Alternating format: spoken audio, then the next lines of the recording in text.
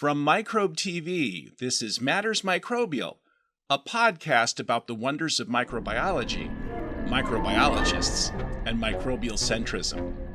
This episode was recorded on February 15th, 2024.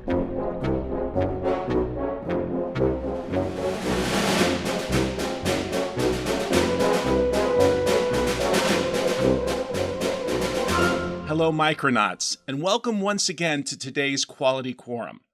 I'm your host, Dr. Mark Martin, Associate Professor of Biology at the University of Puget Sound in Tacoma, Washington. Today is the 29th episode of Matters Microbial. I am so very grateful to all of you who watch and or listen to this podcast. Yesterday was Valentine's Day, and I, of course, created a microbiological Valentine for my spouse, Dr. Jennifer Quinn, with some help from Photobacterium. I made a version of this for my research students and for my introductory biology students because we are indeed all part of a quality quorum. I also wanted to tell everyone about the creativity that my students in introductory biology and microbiology reliably demonstrate. Thus, some of the artwork they create is indeed part of my Wunderkammer. One student painted a lovely depiction of genetics in human development that hangs on my lab wall. Another student created a game, the game of life, to teach themselves basic metabolism. So creativity can definitely help learning. This week in my introductory biology class, we did PCR on colonies from the students' water bottle buddies, hoping to amplify their 16S ribosomal RNA genes for sequence analysis later. We were also able to look at mixed cultures of pigmented and fluorescent bacteria and admire their beauty and strange patterns. We also explored how antibiotic resistance works. Some types of resistance only operate within the resistant cell. Other types are secreted around the resistant cell, which can benefit other cells. The students spread drug-sensitive E. coli onto a plate with an antibiotic. Then, I had them put a tiny spot of a resistant bacterium that glowed under ultraviolet light. For the situation with kanamycin, a common antibiotic, it is clear that only the resistant cells are growing and glowing. But for ampicillin, the resistant cells secrete an enzyme that destroys ampicillin into the medium. So, there is a center of the glowing resistant cells, and over time, satellite growth that does not glow, taking advantage of the resistant cells destroying the antibiotic. Finally, on the last quiz, I gave students an opportunity to present ideas from class in a creative way. One student wrote a beautiful haiku about DNA. Another, a humorous reminder that only bacteria can digest cellulose. And one student, interested in the microbiome and nutrition that we discussed, produced a lovely self-portrait of themselves and their microbiome. As a fanatical microbial centrist, I have long promoted the fact that microbial life is everywhere, from high in the atmosphere to deep within the earth. In each case, the microbes involved have specific adaptations allowing them to prosper in such environments. Which brings us to subterranean life, microbes in caves. What do we know about such microbial life? Did that life have something to do with the formation of caves? Can anything about such strange subterranean life benefit humans up here? Thus, I am beyond delighted to introduce one of the most skilled and adventuresome advocates of cave microbiology in the world, Dr. Hazel Barton of the University of Alabama.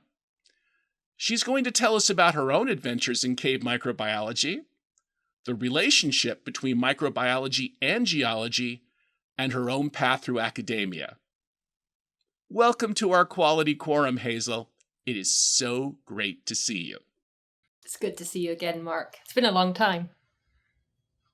It has. We would see each other at ASM at the ASM meeting, Microbe, every year, right? Mm-hmm. Yeah. Usually kind of like this as we pass, right? Yeah. Yeah. It's At least 10,000 twice. people. Right. At least twice on escalators. Right. Yeah. Yeah. So I'm hoping that the first thing you might want to do is talk a little bit about your background and what brought you to microbiology. I ask that because there are lots of different paths to microbiology, and I'm trying to promote the idea that people come from all over the place.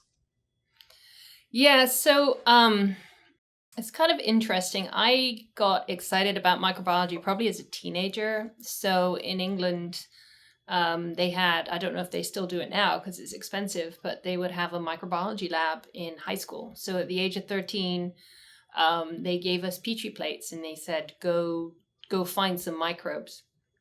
And I brushed my hair over mine to see what would come out. And I now know a slime mold came out. But at the time, this thing came out and, spread across the plate. And it was so disgusting. And I thought it was awesome.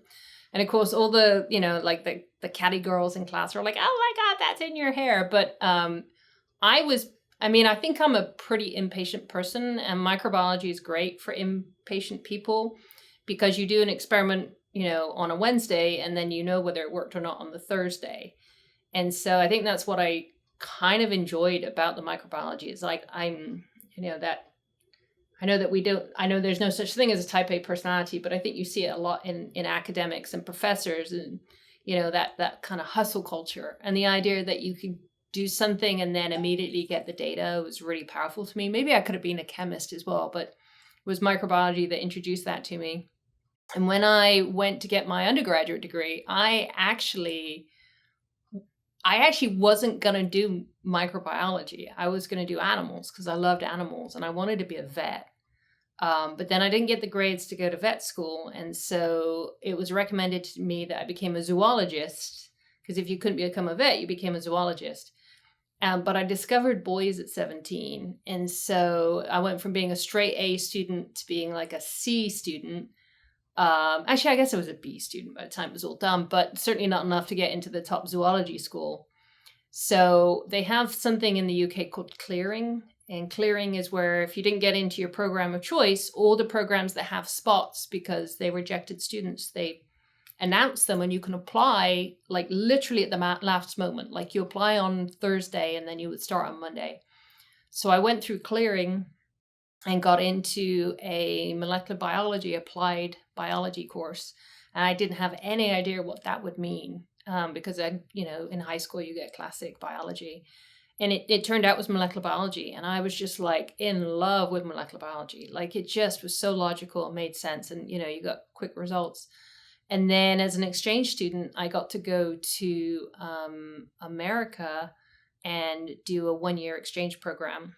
And I did that at East Carolina University. And there I was like, this is it. This is what I want to spend the rest of my career doing. And of course, they really emphasized the idea of becoming academics. So I went back to the UK, finished my degree, and applied to PhD programs. I was accepted. My grades were way better. Like I was a top honors student in university. And I got acceptance from 17. So, but of course, international student, it has to be a program that is willing to fund you, right? And so you have to be within that top tier of students to get that funding. So there were 2 that offered me a full ride scholarship. One of them was Colorado. So I went to Colorado for my PhD, and that was medical microbiology. And I loved that. That was all being a gene jockey. So my background is as a gene jockey, making mutations and, seeing what the effect was on the phenotype. And then that lab had no windows in it. And I'm very outdoorsy. I wasn't as a little kid, but as I grew up, I became very outdoorsy. And I just didn't want to work anywhere that meant I couldn't see the sun. And that to me was like medical microbiology. So I got a job with Norm Pace, and Norm hired me because I was a caver. And Norm is also a really famous caver. Like he has done some crazy stuff in his time. And so he knew about me through my caving and we'd communicating as cavers.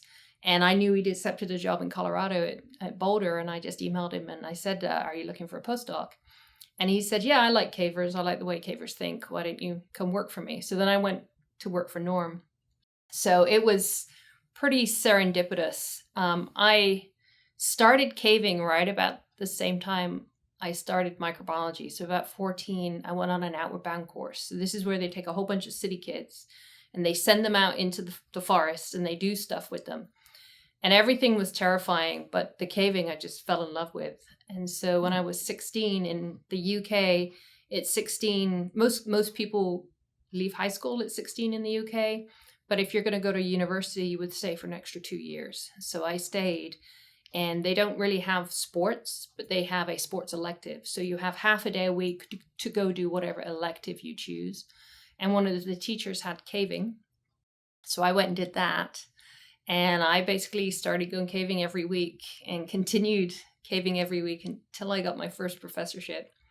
And my PhD advisor, it's really funny, actually. We fought like cat and dog the whole time. It's complicated. I was dating the postdoc. It didn't go well. And so, yeah, it created a lot of issues in the lab, and I was the bad guy. But he said that caving was going to ruin my career. So that I had a lot of potential and caving was going to ruin my career. So I don't know if you heard of a come to Jesus talk. We've all kind of been there where your advisor sits down. It's like, you gotta pull it together. Right. And so it was one of those talks. But then, now I'm a member of the American Academy, and he had me come back and give the presentation. It was his retirement symposium. So he said I was the best graduate student he ever had. And now I have a career being a cave microbiologist. So the irony was that, he went from being like, this is going to ruin your career, to I got into the American Academy, and then he's like super proud of me. So it was really funny. So Norm, when I was a PhD student, science was really siloed, and that was the 90s, right? It's not like that anymore. We recognize it has to be integrative. Back in the 90s, if you were a microbiologist, you did microbiology, right? And back then it was primarily medical microbiology. When I went from Norm, he kind of said to me, well, you can do, I was a pretty high level cave explorer by that point. I'd go to some really, I was cave diving, really technical caver. So I can do a lot of really extreme stuff. And he said, you have the skills, but you also have the PhD in microbiology. Why don't you go and look and see what's there? So it was Norm that kind of broke down those walls between what was a hobby and what was science, because caving was treated like a hobby. So I really kind of compartmentalized it as a hobby and something I shouldn't think about as a microbiologist. But Norm was like, well, that's stupid. Why don't you just go see what's there? And that pretty much launched my career, which has been, when you're a graduate student and you think about, being a professor, just getting the professor job seems so out of reach. And then, you get that professor job, and then it goes from that to, a better job and a better job. And now, well, that's the weird thing, is now I'm not a biologist, right? Now I have a position in a geology department. So I've gone completely the other way. Like that whole silo of you're a biologist, now it's like it doesn't exist, right? We've got biologists work in geology, we've got geologists work in biology, chemists, everybody works together. I think that's a recognition of the current landscape, that if you want to be at the cutting edge right now, you can't just think of it in terms of one discipline. Like if you want to ask a cutting edge question, you need chemistry, you need physics, you need biology, there's chemistry, there's lots of things you need to be asking. There's a lot of things that you've said in that segment that I think are important for the listeners and viewers to think about. And I want to emphasize something that you said. I mean, first off, that's a wonderful I made it anyway story, which I'm going to put in my pocket to remember. We all have stories like that, and they keep us going, especially in darker times. But it's interesting how reductionist so many people are. Now, I was trained essentially in environmental microbiology. What I really am is a geneticist. As a result, I worked in a model system that was not as amenable to most of the molecular techniques that we were used to in the 80s and 90s. So in working with Rhizobium melilodi that forms root nodules on alfalfa plants, It was really cool, but there were a lot of things that I couldn't do with it. That's the trade-off. And that's where bringing in other ideas and other approaches, less of a siloing, maybe that's the terminology we're looking for. What I am particularly fascinated by and happy for you is you found a way to create a Venn diagram of your interests professionally and personally. I don't know if you remember this, but years ago when I saw you at ASM Microbe, I had the best example of side-eye I've ever seen from a human being from you, because I brought up the movie The Descent, which made me think of you because these really tough women cave exploring, but I knew you wouldn't like the movie because of the other aspects of it, and that was just perfect. But again, you were able to find this long-term connection and continue to work in this area. And let's face it, it's certainly an unusual environment for microbes. It is. So it's isolated, right? When we talk about isolation, a lot of people are, like maybe a couple of millimeters under the soil or something like that. We're looking at some of the largest, most isolated caves in the world. I'm pretty fortunate. I mean, you don't have to be a caver to be in my lab, but everybody that, I've got people that apply from all over the world to work with me, and it's because of the caves, right? I hope to say it was the science. And that's actually kind of an important point I'd want to bring up, is that there are people that have wanted to apply and work for me because they see the caves and the caving, right? And we go to some of the most pristine, restricted cave environments in the world where nobody gets to go. And we don't use our science as a key to get in there, right? That's the right place to ask those questions. But, there's a lot of cavers who they dream of going to, Lechiquia Cave in New Mexico or Clearwater Cave in Borneo. And those are incredibly restricted environments. And so they'll apply. And I have kind of a big talk with them at the beginning of, are you coming to go caving or are you coming here to do the science? Because if you're coming here to do the science, that's great. If you're coming here to do the caving, that's not going to work, because you're going to spend 1 week in a cave and a year in the lab processing the samples. And, I think that's a really important question for people when they're thinking about a career, is like we all get trained to be professors, but then, at some point you need to ask yourself, what is it you want to wake up in the morning and do? What's going to get you out of bed, right? And if it's going to the caves, that's fine, but this is not the career for you. The thing that has got to excite you is getting up and wanting to go in the lab and see what happened, right? To see if you were right. So there have been some students that, it's just not been a way forward for them, because getting a graduate degree is so much work that if you're doing that on the side to do the caving, there's not going to be enough caving. So that was kind of a nonsense. That was a non sequitur, because most of the people that end up working with us are cavers. We would love to have non-cavers who are microbiologists, molecular biologists. They've always got a place, and we'll teach you caving. But most of them are cavers, which means that we can go to some pretty extreme environments. So this weekend, I'm going to South Dakota. We're working in Wind Cave. Got an incredibly isolated lake, deep underground. It's not formed by rainwater coming in and filling a basin like a bathtub. It's where there's a crack in the earth and water is oozing up from underneath. Yeah, and so the lake is 450 feet underground. It takes about 4 hours to get there. It takes an hour to go the last 400 feet because it's so torturous to get to this lake.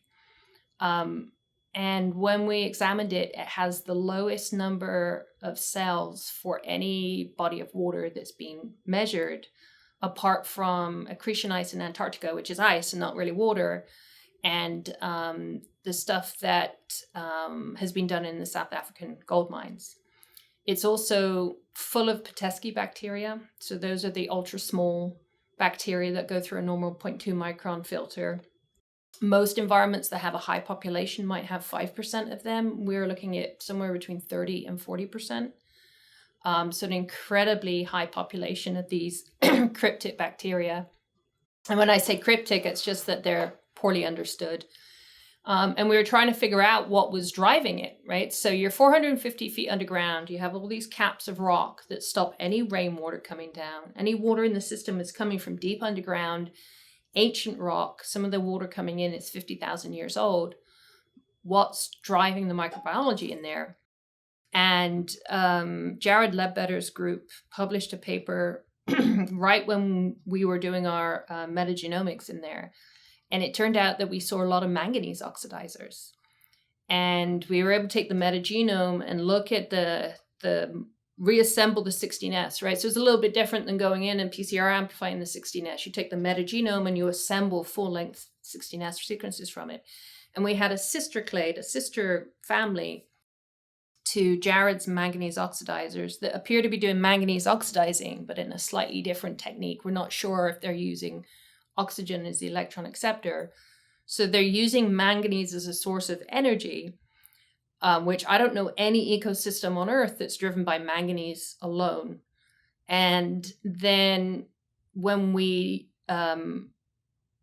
try to figure out where the manganese is coming from, we realize that the deep rock goes through something called the Deadwood Formation, which is rich in silicates that have a lot of manganese in them.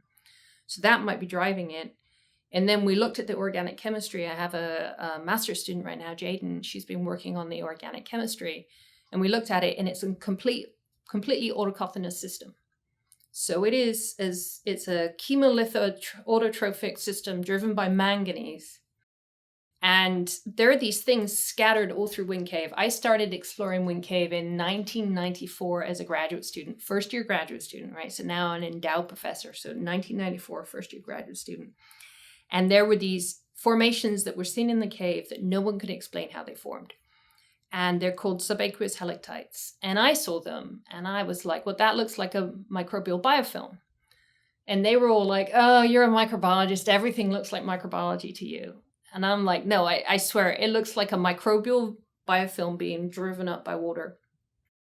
So we found these manganese oxidizers in the lake, and I called up one of the geologists. I'm like, what the hell's going on with manganese? He's like, well, those subaqueous helictites have manganese cores. And I'm like, those are biofilms. So we took one that was broken, we sliced it open, it had a manganese core, manganese oxide core, and it was full of microfossils. So what we think is happening is that there's cracks, right? There's a crack all the way down to this Deadwood Formation where the water comes from. And water comes up, but it doesn't come up in an even path. It comes up in like spurts. In like one location it comes up, just like a hydrothermal vent. But instead of a hydrothermal vent with hydrogen sulfide, it's coming out with manganese 2. And you've got this incredibly nutrient-starved environment, and the only energy coming in is this manganese. So that becomes the source of the ecosystem. You get a biofilm forming where this water is venting. And so as that biofilm forms, it comes up and you get all these swirly things forming. And then as the lake water starts to drop, it gets saturated with calcium carbonate and it starts to fossilize them. So they get fossilized in place. And these things are, the big ones are like 3-4 feet high. And you, as a microbiologist, you're like, yeah, that's a biofilm. But now we know that they're relics of ancient microbial activity that's still active in these lakes. And we can date them because you can look at when the carbonate formed. So we know that some of these things formed 1.3 million years ago, at the very top of the cave. And as we've gone down over time, they've gotten deeper. So they're probably under the water. So we have NASA funding now to go into the cave and build a robot to actually go sample further into the lakes to look for the presence of these microbes. Because we've been doing everything from the side of the lakes wearing like clean gear because we don't want to disturb the microbiology. Now we're going to send a robot right out into the middle of the lake, and it's going to go down and it's going to look for these things. It's going to sample. And we hope we're going to see gradients of microbial cells. So as we get closer to these things, there'll be more cells, but also a manganese gradient, which is where they're living. And then hopefully we can actually see these things underground. But it's a great analog for Europa, because the moon Europa, because that's got an ice cap, right? But a subsurface ocean, and it's got a silicate core. So we think, everybody's looking at volcanic activity. Well, what if it's not volcanic activity? What if you're not having that? What are the other potential sources of energy in there? So that's why NASA funded it. So we're building robots and we're carrying them down to the cave. You said several things here I want to comment on that are just wonderful. First off, my propeller beanie space nut alert just went on, so thank you very much for that. Secondarily, I understand, like from the Indiana Jones movie, that there are things you talk about that belong in a museum, but I have to tell you how much I covet one of those fossilized biofilms. I understand I can't have one. I am simply saying I covet it. Thirdly, for the introductory micronauts, it is so important to remember that everyone's prejudiced because of eukaryocentrism and oxycentrism, and even to microbiologists, what I call colicentrism. Fact of the matter is, many microbes are extremely cosmopolitan in their source of high energy electrons and their source of carbon, and we're not used to thinking that way. And I'm delighted to hear about using manganese as a source of high energy electrons. And people will say things like, well, the energy difference is so small, how could that really be harnessed? And I'll tell people, you look in anaerobic sludge and it's a zoo moving around quickly. How can you think that? Once again, it's oxycentrism, eukaryocentrism. I especially like this idea of a refugium of life, that's down there using a different source of energy. And in fact, since they're autotrophs, they're using rubisco, I presume, to fix carbon, Yeah. Mm-hmm. which is just amazing. I know some deep basalts have interesting methanogenesis going on, but this is really a fascinating thing, and I want to thank you for sharing it.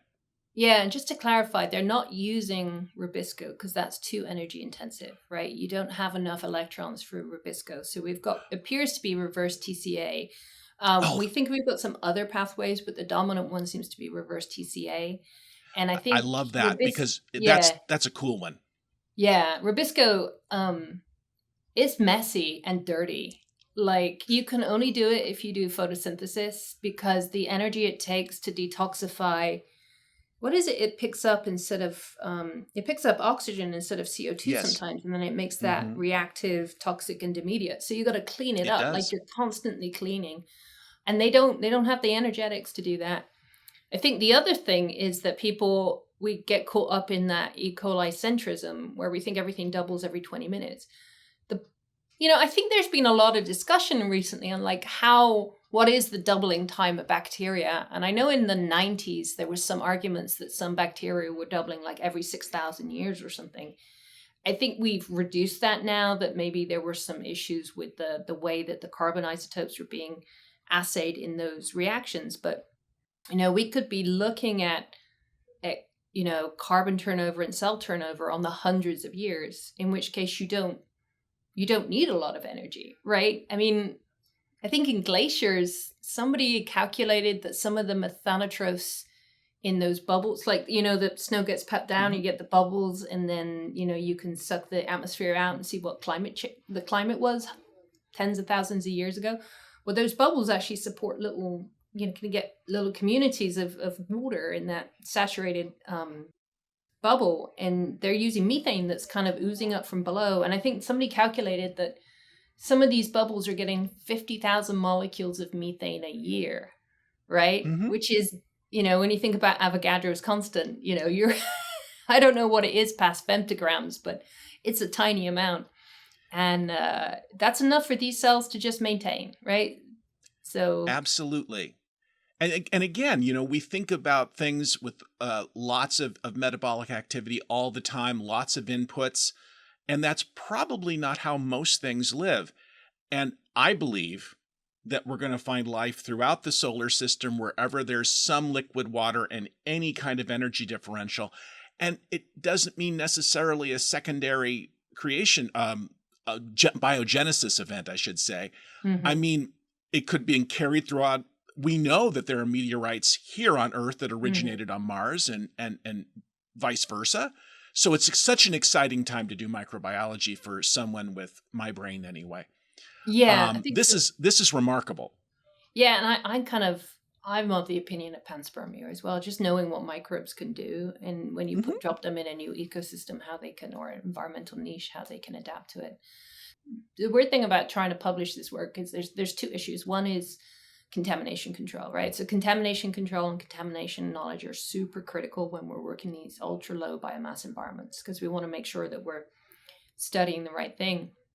And the other is convincing reviewers that we're looking at a native community, because, if you're a reviewer and you don't do what we do, so to get to the lakes in Wind Cave takes about 4 hours, and you have to go through something like 27 squeezes. So these are squeezes where, you've got the floor on your stomach and the ceiling on your back, right? And you're dragging your way through. The smallest gap is less than 20 centimeters. So all the equipment that we have to go down there with, the pumps, the powers, the filters, everything has to fit through a gap this big, including you. And then you're either climbing, crawling, there's some walking, but it's like, the jungle gym at the little bullpen at McDonald's that you go through. Imagine traveling through that for 4 hours with your gear. That's how remote these lakes are. And the reviewers would be like, well, how do it's a Wind Cave is a tourist cave. How do you know tourists haven't been down there? It's like, well, there's a mile of tourist cave in the cave itself, but that cave's over 165 miles long now, right?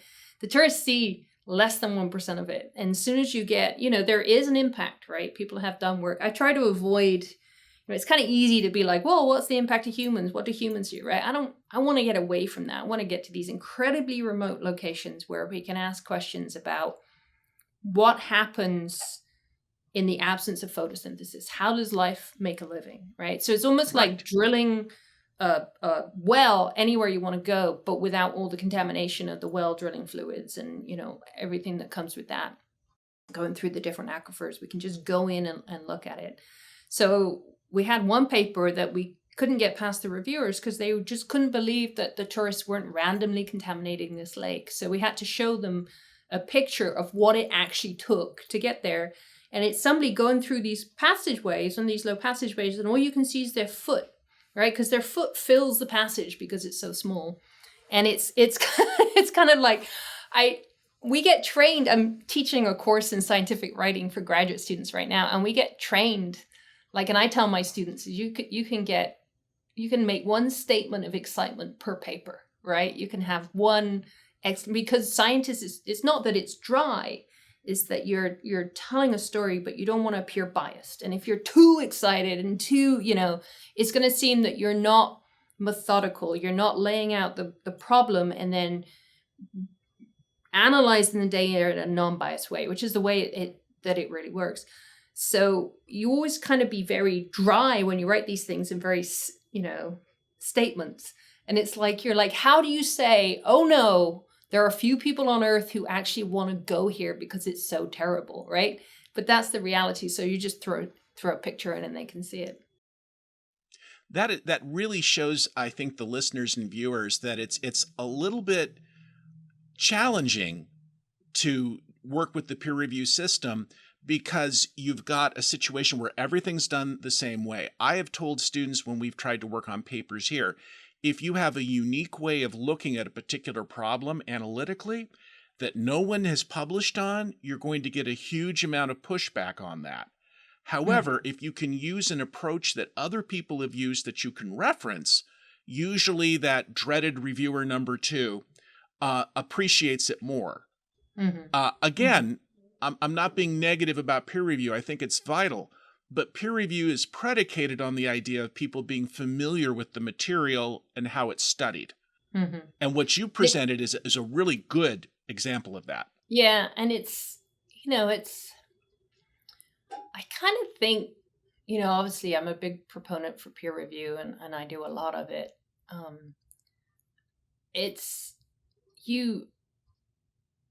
They asked me to teach this scientific writing course, and I love teaching it. It's one of my favorite things to teach because the obvious is inobvious to people who haven't been in the field for 30 years. And so, the mistake that undergraduates and graduate students, particularly graduate students, make is they try to make it sound smart. So the language becomes very flowery because they want to put a lot of smart sounding words in there. And not only is that difficult to read, but it obscures what you're trying to say. And certainly with the peer review process, it's becoming hard. The demands on our times are so high that it's becoming harder and harder to find subject matter specialists to read your topic. And not so much with journals because, yes, thank you. Yeah. Right. It's absolutely true. Jargon excludes others. It is exclusionary. It is an efficient, effective way of getting a point across to people within the field, but it is a barrier to learning to people outside of your field. There's a time and a place to use it. Journal articles are, and you can usually scrape up enough people that are discipline specific to do a journal article, but not necessarily, and especially with grants.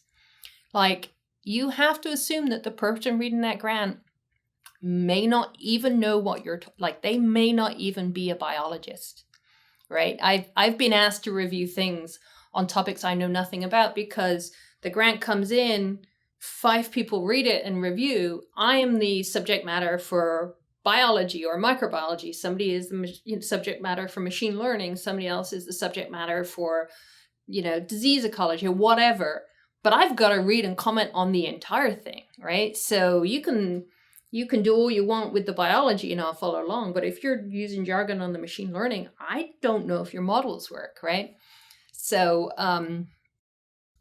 if you can communicate with me and I'm not in your field, then you're a really effective communicator. And it's like you're saying, jargon is exclusionary.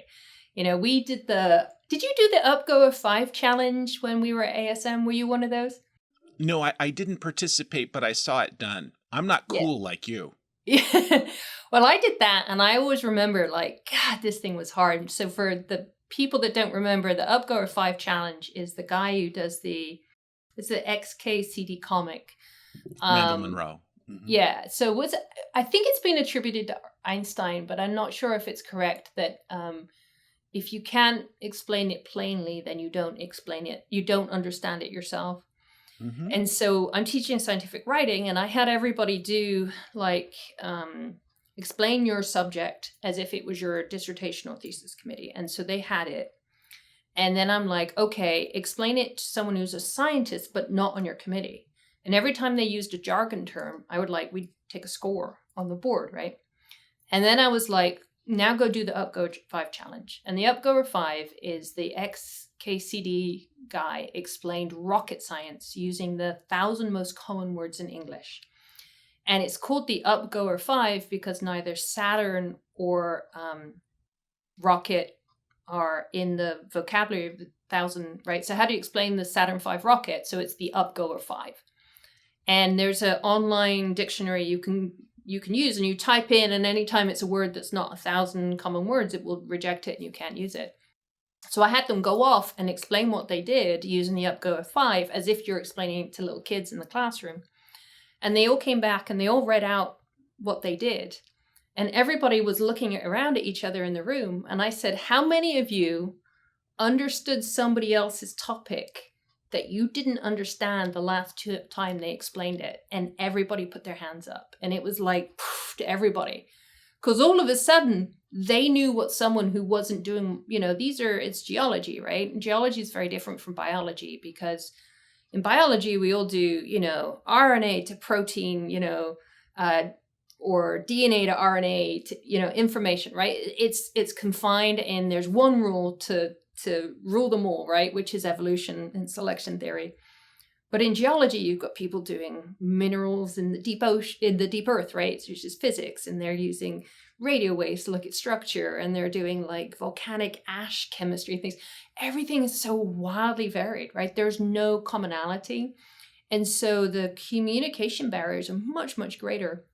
And I think for all of them, they were like, oh my God, I understood what this person is doing. And I've never understood what they did before. And you don't do that with a grant, obviously. But if you can't communicate what you do effectively to a broad audience, then you could, it could be the best idea in the world, but it's not going to get funded if people don't know what you're doing. I wanted to tell you that when I teach microbiology and they have to do a term paper, which I call a microbiography because it's me, I also have them do a 1-page version of it One version of the Einstein quote is that if you can't explain what you do to your grandmother, you don't understand it yourself. And number one, that's kind of sexist. Number two, that's Einstein's grandmother. So what I tell students to be able to write that one pager for is for an English major friend who's not a science major. Mm-hmm. And that seems they really don't like doing it at first because it's actually quite challenging. But when they do, they understand their topic so much more in the process of explaining it. I call those nanobiographies, again, because it's me. But I think this has been a very useful discussion about this entire idea. And I wanted to kind of break in and say that, because I'm watching the clock a little bit, would you mind just giving a list of interesting caves that you've explored so that we can insert some pretty pictures? Sure. Well, I'll give you the ones we do research in because the caves I've explored are myriad. So we did a really famous study in Lechuguilla Cave in New Mexico. I was giving a presentation about these isolated cave environments, and Jerry Wright was in the audience. And I don't know if you know who Jerry Wright is, but he's like the godfather of antibiotic evolution. And he's been going all over the world to these incredibly remote environments on looking at antibiotic resistance and arguing that it's hardwired in. And it's always hard to get that point across because people are like, well, it can be raining down, and anthropogenic antibiotics can be raining down. They could be in the soil. It could be introduced. There's people walking there. They're pooping out antibiotics, right? And he's like, do you think you have antibiotic resistance in these caves? And I'm like, well, there's no antibiotics in there, right? So we're so deep underground that the time it takes the water to percolate, it's over 1,000 years, right? So if anthropogenic antibiotics started in the 1940s, there's no way that there would be antibiotics in there. Plus, we can go to locations in these caves where no one's ever been. So we are the explorers. So we're finding them. And as soon as we find them, we know where we've been. So we know there are areas that we can examine that there has been no one and no antibiotic. So too deep underground, they're not blowing in from the entrance. No one has been there. And we sampled them. And we screened a library of 93 isolates, and they were resistant to every known antibiotic that is a natural antibiotic. So the semi-synthetics and synthetics, they were not resistant to, which makes sense. But they were resistant to everything else. In this cave, the entrance collapsed over 4 million years ago. We can use geology to determine when the passages were formed.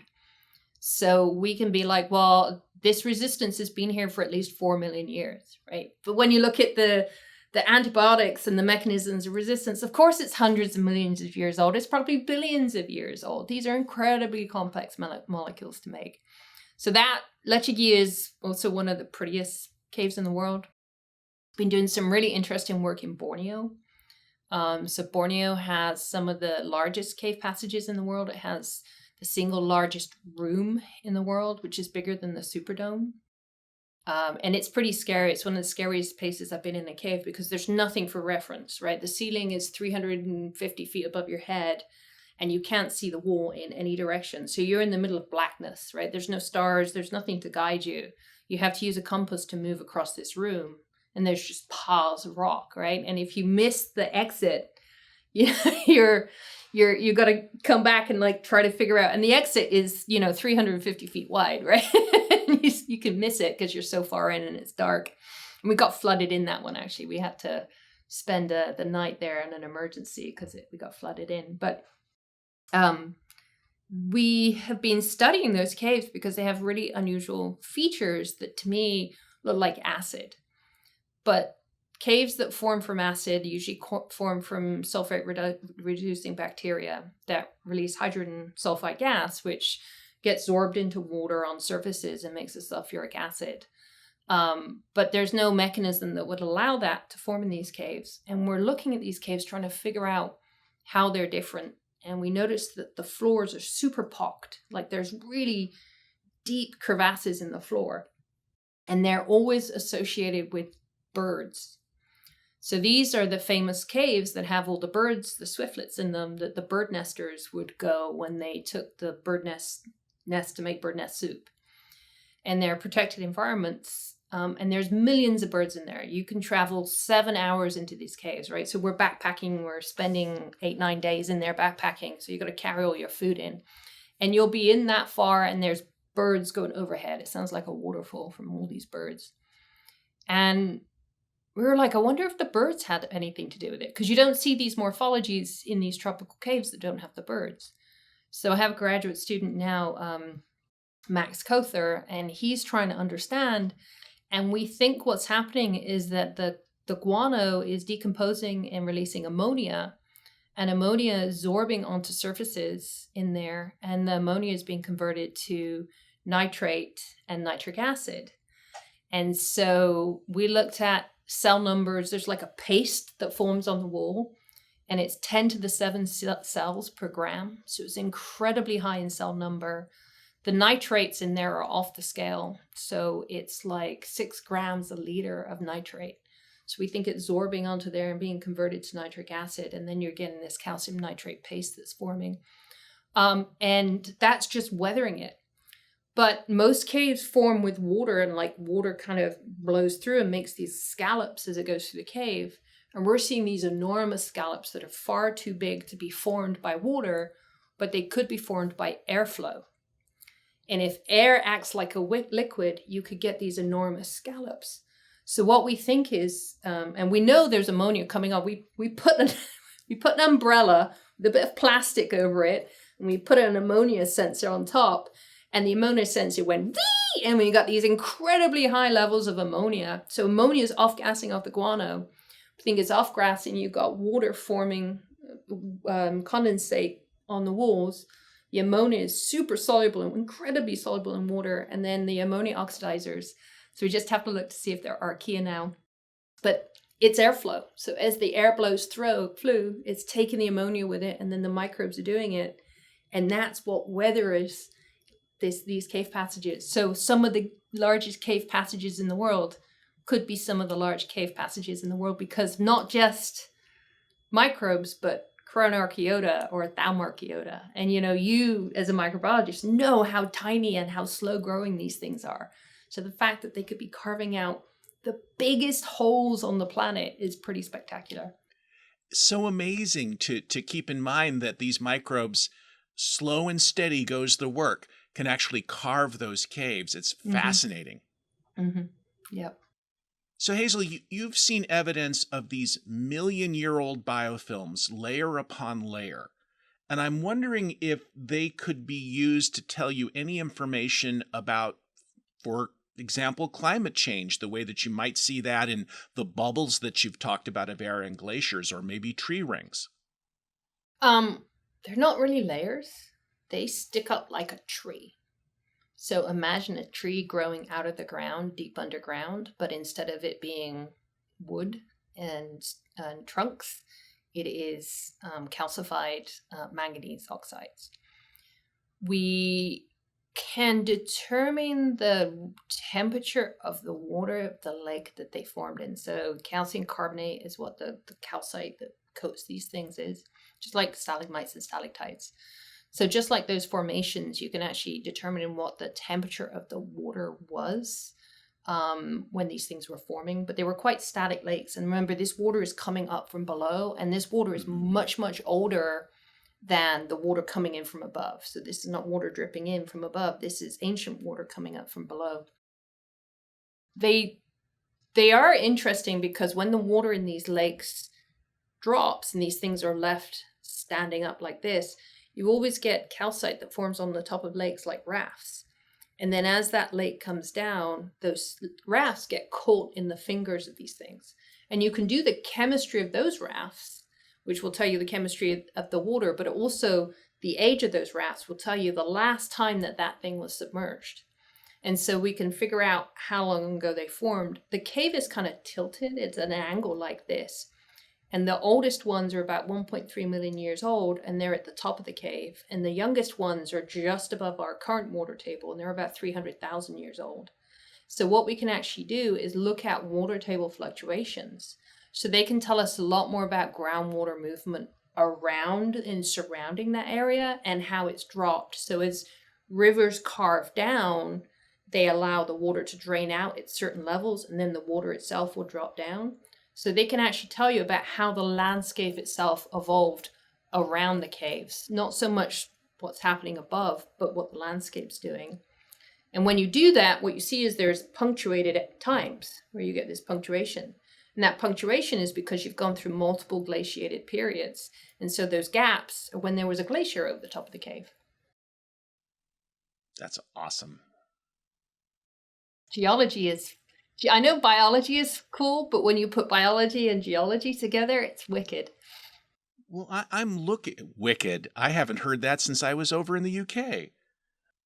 So I believe that you had something that you were thinking about talking about, and this has to do with photosynthesis in very dark environments. I totally forgot about that one. Yeah, because I get so excited by these other projects, and this one's really exciting. I know. It's how much time do we have left, Mark? I don't want to Oh no, we can spend 10 or 15 minutes on it. Oh, okay. Yeah, this one's kind of cool. So,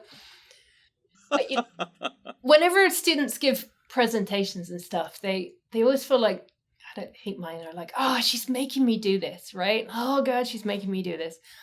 Presentations are the way that you make connections and build a network. And all of these, like the work we were doing in Brazil, looking at how caves form iron, right? So there's big deposits of iron. It's solid iron, and caves are forming in it from iron-reducing bacteria. And that was because I was giving a lecture on cave microbiology, and this caver needed a cave microbiologist, and there were a number to choose from, and I looked like the only person that would be able to carry a backpack through the jungle. So that's how I got to work on that project, and that's been an incredibly successful project. But the same with the photosynthesis, and honestly, I thought this guy's crazy. So I gave a lecture in Copenhagen about what we were seeing in the caves, and this guy came up and said, "Do you think there's photosynthesis in the caves?" I'm like, caves are dark. He's like, yeah. Do you think there's photosynthesis in the caves? I'm like, no. He's like, can we look? And I'm like, oh, fine, okay. So I'm going to pronounce his last name. I think it's Ambermet. It's maybe you're better with German than me, but he is just this brilliant guy. And he was a postdoc at the time. He's a professor now.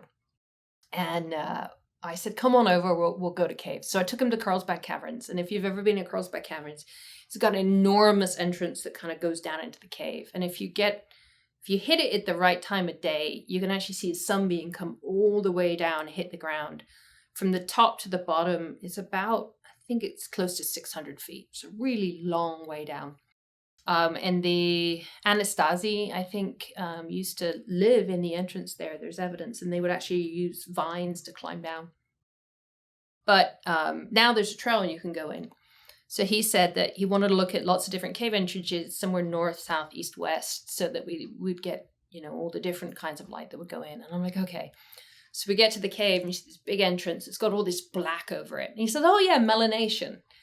And you're like, of course it's melanation. So when you look at rock, you have all these black streaks on it and you don't think of it, but it is photosynthetic cyanobacteria. And obviously right in the bright sunlight like that, there's too much, the solar radiation is too intense. So they melanate just like we do to protect themselves from that. So it's basically suntan lotion for them. And then they're endoliths, right? So they live just below the surface of the rock. So the rock itself can also kind of diffuse some of that light and make it less harmful. And then you see all this black and like, okay, yes, at the entrance where the rock is exposed, yes, you got photosynthesis. So then we go in and then you see this big splodge of green. And I'm like, oh, I've never noticed that before. And it's where you don't get the intense light, but you get kind of a subtle light that's coming in. It's like, okay, well, that's really cool. Okay. And then we went around the corner into darkness. And then they're shining their lights and they look up and it's the most vivid green you've ever seen. And I think I've got a photo of it and I'll find it for you. But it's incredible. It's like an Elvis, like the Velvet Elvis green, like a really intense green. And I'm like, it's in the dark zone.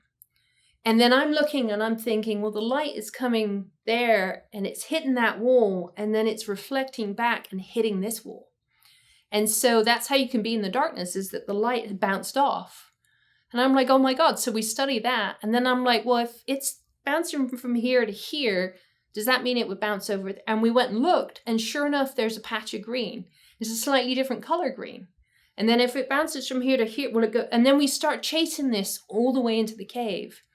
And we're in complete blackness, where the only way you could see your hands is with the flashlight. And we're scraping stuff off the walls that's now like a very faint kind of black. So they're not using photosynthesis. They're maybe using other photoreactive pigments to kind of trap light, maybe pull it to a photocenter. And it's like the light's bouncing and we start getting readings, and we're in the near infrared. So we're between 750 and 800 nanometers where we're getting these numbers. And it's like, how, because we do the optical density, right, to look at how many cells are in a tube at 600, right, which is visible light. So we're way beyond that. And it's like, oh, it's bouncing. So I had I worked with in the integrated science department, and we worked a lot with polymer science. And one of the kids there, she's really an amazing kid, Alex Nyarko. And I said, do you think you could see what wavelengths this calcite reflects at? So we took a piece of the rock that the cave's made of. We polished it smooth so that it was like a reflection like glass. And he hit it with a wavelength at one angle and then measured the wavelength of light at the other angle. And the calcite was absorbing visible light, but it was reflecting near infrared. So what happened is the near infrared kind of bounces around. So it hits a side and then reflects and reflects. And every time it does that, the visible ranges gets absorbed by the rock and the near infrared gets propagated. So we were going into the caves and going around corners and seeing photosynthesis because of the way that this light was being reflected. And we were seeing enrichment in chlorophyll D, which, if you're not familiar, chlorophyll D is like at the very far end of the visible light spectrum. And chlorophyll F, which is like the highest up. So I have a PhD student now, Isuru, and what he's doing is he's trying to see what photopigments are in there. And it's hard for him because he keeps falling back in the photosynthesis paradigm, which I think we all do. And sometimes I catch myself doing it, right? It's like, I'll think about it, and then I start thinking about photosynthesis, and I'm like, stop. Photosynthesis takes a lot, right? What if there isn't enough to support photosynthesis, right? When we get past those green pigments and we get into those other colors. So that's what other, because the bacteria rhodopsin, right? That's a classic example where the only way we found that was from metagenomics, where you've got an organism in the ocean that a single photon flicks a proton through the cell membrane and you get protomotive force, right? So it's more like a electron transport chain, but it's just this thing sitting in the membrane flicking, right? What if we've got that in these walls? And the advantage of a cave is if you go in the ocean, most of the infrared is absorbed in the first 10 meters. So beyond that, you can't really see what's going on. If you look in soils or in endolithic communities on rock, you might be looking at 1 or 2 millimeters. With the right cave, we can extend that spectrum out along a 300 or 400 meter gradient. So you can measure like what would be a millimeter on Earth, on soils, you can measure over hundreds of meters. So we can go sample at different light intensities and different wavelengths. And for Suru, he's super, like this for your nerd hat, is that he's super into astrobiology. He wants to go work for NASA and do astrobiology. There are different type stars in our universe. And I think we're a G-type star, and those are pretty rare. We're G1. G1. And those are pretty rare, right? 7% that gives a visible light. K-type stars and M-type stars, which give near infrared light, are like 75% of the stars out there. So life on other planets is going to be dominated by these longer wavelengths. And those are the wavelengths that are enriched in cave environments. So we can actually go study what life would look like on an Earth-type planet, our distance from their M-type star. So yeah, it's a super fun project. It's hard to do. If you know anyone who's got doing the spectroscopy is hard because we're looking for photopigments beyond 700 nanometers. And almost everybody has an HPLC or a UPLC system set up for doing metabolomics, where they're looking at protein peptide bonds. And so they're looking in the 290 to 400 nanometer range. And we're like, we have to be way the hell over there. So it's challenging. But yeah, it's a fun project. That is just amazing. I also wanted to say that I've spent a lot of my life looking at bioluminescence, very low levels of bioluminescence, where I have to dark adapt my eye. And one of the things that happens to me and anyone else who does that is you start to kind of see things that aren't there. I think your brain craves stimulation to some degree. So, one of the things that occurred to me was because when I have sat in the tourist caves and they turn out all the lights, I'll still see stuff that's there. And I know it's not, because when I move my head, it doesn't stay in one place. So what I was going to ask is, and it's kind of a joke question, but do you think that shining flashlights down there is going to be disruptive of the ecosystem that's there? It's kind of like Star Trek's Prime Directive. Are you a violator of the Prime Directive of caves? Yeah, no. We're moving pretty fast. I mean, a lot of these environments that we're in are hours from the entrance, and that's hours from the entrance moving fast. So we're usually like, if you were to sit in the room, we'd be in one side and out the other side in, a few seconds. So there are impacts that tourist caves have. And, I try to advise them. I get asked to give advice on a lot of things. And they have this stuff called Lampenflora. And Lampenflora is a German word for like light plants, right? And so if you don't turn lights off in a show cave, you actually drive photosynthetic communities around them, and they can get so bad that you will actually have plants, because the air blows in and out. And when you're reasonably close to an entrance, you can actually have, spores and come in. And so you can actually have these plants, and it's incredibly bad for the limestone rock because of all the acids that get produced. And so it'll actually chew away at the rock and damage the surface of the rock. So people have moved to buy lights that have, you've got your main photosynthetic wavelengths for absorption, that they will get lights that fit between those. So you don't have any of the chlorophylls that will get activated. And then you can also just make sure you turn off the lights. So you turn it on.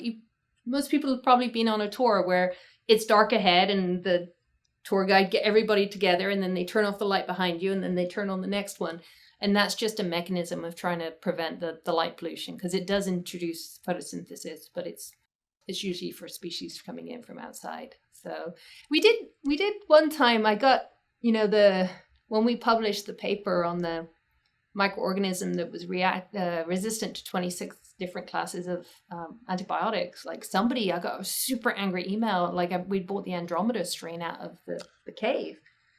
And I said, well, and I showed it to Jerry, and he's like, well, it's not near any mobile genetic elements, and it's in a -80 tube in a freezer that's locked, and the door of the lab is locked. I mean, we treat it, we are very cautious with this thing. We are cautious with all our things. So, we're not going to unleash it on the earth. No. It is advantageous because there were 9 types of antibiotics resistance in that strain that had never been identified before. And the thing is, you can look at those mechanisms, and you can actually, like with clavulanic acid, right? When you look at penicillin, it doesn't work on its own because it's penicillin binding protein. But if you use clavulanic acid, it will bind to that and inactivate the penicillin binding protein, and then penicillin itself becomes active again, which is like augmentin. Mm-hmm. So if you get those 9 strategies that we've not seen before, we can start designing, the clavulanic acid equivalent of creating resistance to that resistance now, right? We enter an arms race. Well, it's almost like we've seen the secret files in advance, and we can come up with ways to defeat it. And I have to tell you that hearing about all of these things has just really made it happen for me. I've always been a fan. You can even spell it BOI. I'm a fanboy of the work that you do, because I remember when I was in graduate school and Paul Ehrlich was making fun of microbiologists, saying in that booming voice of his, here's a typical microbiologist, and there's Charlie Yanofsky looking through a microscope next to a fermenter. Mm-hmm. And then he goes, here's, my lab, and it shows like the Rocky Mountains. Mm-hmm. But in fact, you're doing work at the bench and also in places underground humans have never really been. Mm-hmm. And it must be so exciting for you. It's challenging. I'm getting older now. We've got a big expedition the beginning of March. I have a very talented undergraduate. And she found these weird things in a cave. And she brought me pictures of them. And I was like, those are weird. And they're called drossites. They're incredibly rare. And they look like smoke tendrils, but they're made of solid rock. And they actually move into the airflow. So if air is coming like this, these things grow towards it. So imagine like if you had like water flowing, right? And you drop some oil and you see it do this. Well, it's doing the other way towards it. And it seems to be made of magnesium and silica. And which is crazy. And what we think is that there are silica beds in the rock, that this water, it's formed in a passage that has a waterfall. And we think that microorganisms are mobilizing the silica. And the silica forms these droplets in the water. And then as those droplets spray in the air, which is something we learned from COVID, that these droplets will shrink considerably, even at high humidity. And as they shrink, they exceed the saturation index for the silica, which makes basically a tiny floating ball of silica. And then whatever it hits, it will just form on. So that's what we're thinking. And that's kind of a holy grail. Trying to figure that reaction out is a holy grail for like biotechnology, because we spend the amount of energy and CO2 emissions from making bricks on Earth is enormous, right? Percentages of the global CO2 emissions every year making bricks. There are biological bricks. There's a company called Biomason that uses microbes to precipitate calcium carbonates and make bricks. But you can't use those outside because they're calcium carbonate, and rain is saturated with CO2 and nitrate, and so you end up with slightly acidic rain, and so it will dissolve those bricks. If you can take a mud and you can use whatever these bugs are doing to mobilize and then precipitate the silicate, you can make a biological brick that looks more like a clay brick.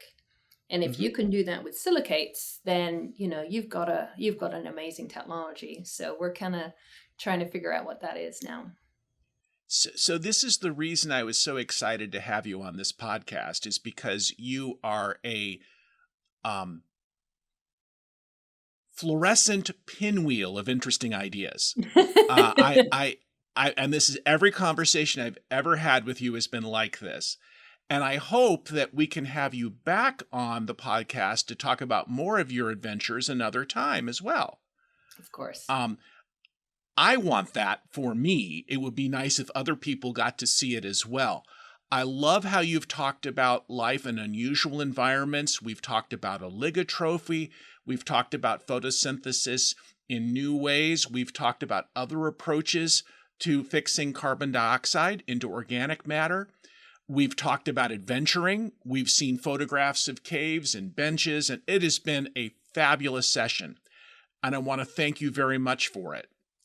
Thanks, Mark. And I'd also like to wish you the very best of luck on your expedition starting tomorrow. Yes. I've got to leave here and pack. So in that case, we wish you the very, very best of luck and have a wonderful time. We can't wait to learn more about it. Thanks again. Mark, I appreciate it. And thanks for everything you do as well. It's been great listening to these podcasts. And it's always good for, I think, some of the, it's hard.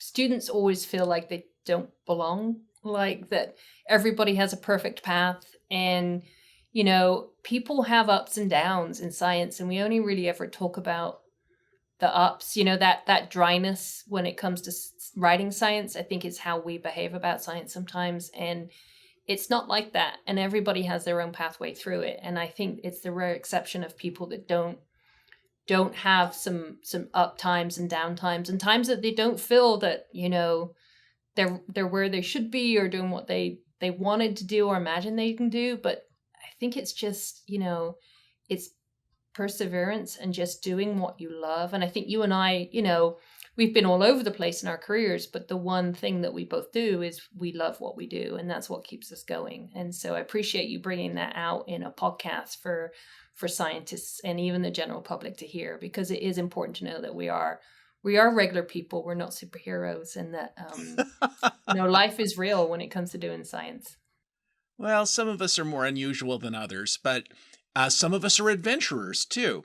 What has surprised you most in your cave science? There must have been one thing that just blew your mind. It's all blowing my mind. Like, current or Thermoarchaea are forming caves, the biggest caves in the world. I mean, these things are enormous. That life can survive on manganese oxide, that antibiotic resistance. We had one bug that was resistant to 26 different classes of antibiotics in Lechuguilla Cave. It's all... The thing is, I kind of sometimes feel that we're a lab that skips along the surface, right? So I came from a lab that did a deep dive, right? So we studied iron in Pseudomonas aeruginosa and its role in cystic fibrosis lung. And we did a deep dive on that. And we just explored the molecular, just blah. In our lab, we kind of skip along the surface. And the reason is that we're cave explorers. So we spent hundreds and thousands of hours of time in caves. And when we see something weird, we're like, that's weird.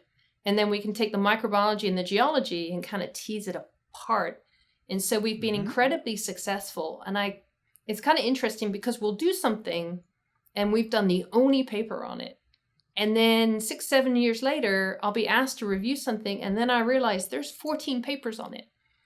And so it's almost like we're cracking open the field. And, Norm always used to say that he wanted to be remembered as the person that blew the lid off the microbial world, right? So when he discovered 16S sequencing, and he didn't discover it, and Carl did, but when Norm realized that you could go the other way and identify unknowns, he blew the lid off the microbial world. And he's super, super proud of that.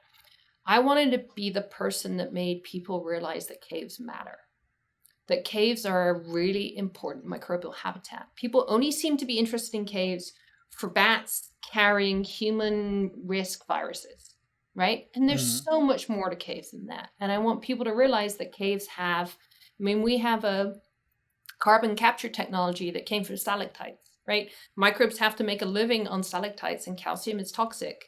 So they use atmospheric CO2 to detoxify its calcium carbonate. And we've got a small startup now that we're using to do carbon capture.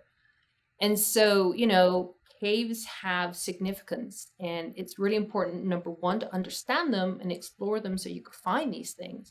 And number two, to preserve them, right? So don't mine them away, don't put graffiti in there, don't throw in trash. So I think those two things together, I'd like to be the person that kind of made people realize it mattered.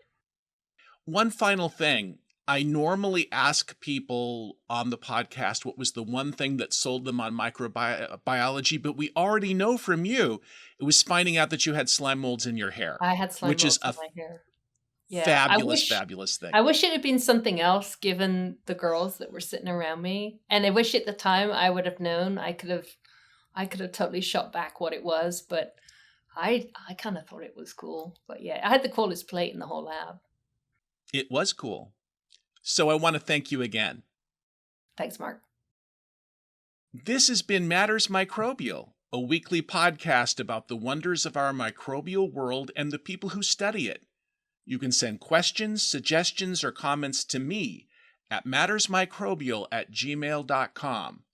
Show notes from today's episode, which will include videos of wonder, can be found at microbe.tv/mm. If you like our work, please consider supporting us at microbe.tv/contribute.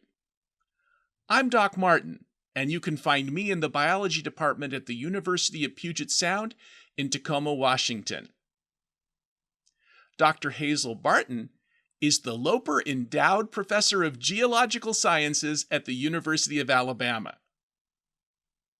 Many, many thanks as always to David Renata for superb editing and Reber Clark for the wonderfully quirky music.